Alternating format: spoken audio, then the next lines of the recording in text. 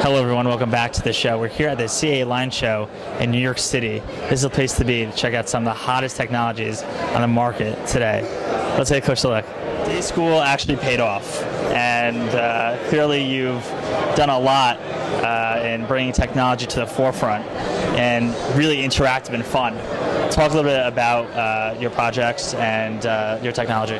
Well, it all started with a voice-over IP company, which we used to do projects every year.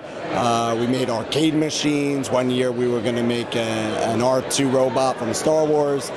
And one year we decided to start developing an interactive touch table like what we saw from the Microsoft Surface, but we didn't want to spend $12,000. So we started playing around with it, and we started realizing that we may actually have a different path here altogether, and we did. And we actually acted on that, created a business model, and we now have made the M-Touch, which is an affordable, multi-touch, interactive touch table for $4,000. And when you're looking at this table, it's a coffee table, right? Yeah, sure. Basically. And what does it have on it? Like, how can I use this in my home or business?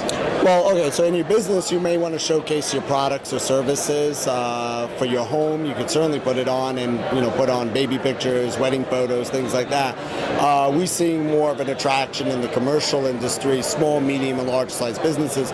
Restaurants, for example, they have a waiting area, they have a lounge area, so they could put their drink menus on, their regular menus on. They put on other marketing materials, directions, and then you have hotel lounges, and basically really any waiting area where you're really just trying to market something, whatever it may be. So I can put like my wedding pictures on Oh this. yeah, sure, of course. Yeah, I mean, everything's multi. Can you explain what the difference between single and multi-touch is? Well, sure. I mean, basically, the difference between singular touch and multi-touch allows more than one input. So our touch tables will allow 32 inputs, which essentially means that you can have 32 fingers on you at the same time. And that's the difference between single and multi-touch. And you recently came out with Social Passport, which has been used in a lot of different events, charity events around New York City. Mm-hmm. How did you come up with it, and how does it help nonprofit organizations? Oh, sure. So the touch tables really first came into existence. The Social Passport came into existence because of the ESPNX games about a year and a half ago, or a year ago. We were out there in Los Angeles with our touch tables, and initially one of the ideas was really to leverage social media, which is a no-brainer. You market to one, you market to many. So you have 150,000 people coming to an event. If you could get them to like you on Facebook, that's 250 million people who view your message, whatever that might be. So the problem is that the touch table, like a smartphone and any other device, it has too much friction. In other words, it takes too long. And we told them it's not going to work. But out of that event, we realized there's obviously a need for it. And so we created the Social Passport that accommodates that need.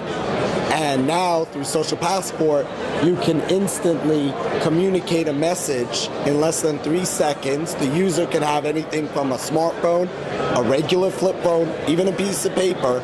They wave their passport, and right away, 800 friends of theirs see your message. And that's great for fundraising, and it's great for anytime you're trying to reach out to masses. Yeah. And you've also leveraged some of your technology in the Jewish world, and trying to enhance the Jewish community. You're a Birthright Israel Next Natan fellow. Yes. And why did you decide to do that? Why did you decide to leverage your technology? Oh, just because, it originally goes back, I was on this UJA program, Shapiro Family Fellowship Program, and it was through that entire interaction where I really kind of wanted to do more outreach and really kind of do a lot more stuff in Jewish-related projects. And I started getting involved with fundraisers and all, and I realized, I'm working on this interactive touch technology. Why not leverage some of this technology for Jewish education? And so it was that connection that I said, oh, it'd be interesting if we can start seeing some educational programs on tablets or touch tables and leverage our resources to do that. And so right now you got a small grant to create M Israel.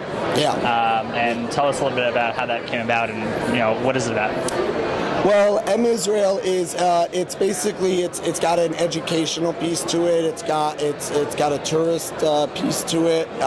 It's kind of like a travel guide, so that whether you're a Birthright alumnus or whether you're just planning a trip to Israel, or even if you're not in Israel and you want to learn about the history of Israel and its connection to our Jewish background, to the Torah, basically M Israel allows you to do all this. So it's like a travel guide.